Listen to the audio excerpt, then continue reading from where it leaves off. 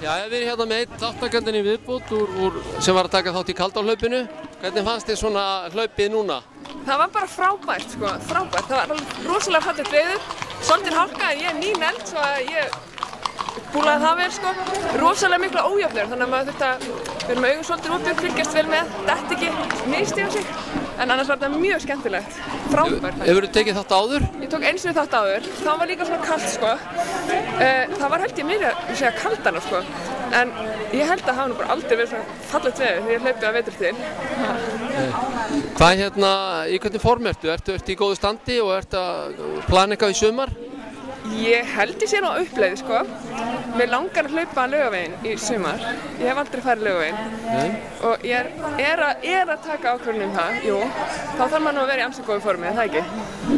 Jú, það borgar sig. En Laugavegur sem sagt og svo kannski eitthvað styttri hlaupi væntanlega líka? Jú, og svo langar mig að fara 30 km í Lýtingøyloppet sem er sænskt utanvegarhlaup.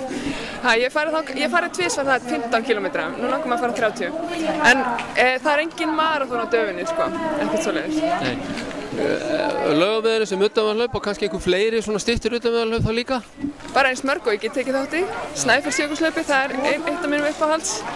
Og Esjuhlaupið, það er alltaf mjög skemmtilegt. Og þessi styttri utanvegarhlaup, Gullhringurinn og þau. Þú ert í stjörnuhópnum, ekki satt? Jú, stjörnustelpa. Það var svolítið af stjörnufólki hérna einmitt í þessu Hafnarfjarðarhlaupi. Gott starf? Rosalega gott starf og gott félagslíf, frábærar æfingar, æðislegir þjálfarar, skemmtilegt fólk. Já, það er bara frábært að vera í stjörnunni. Mælum með þið. Flott takk fyrir þetta. Takk fyrir þetta.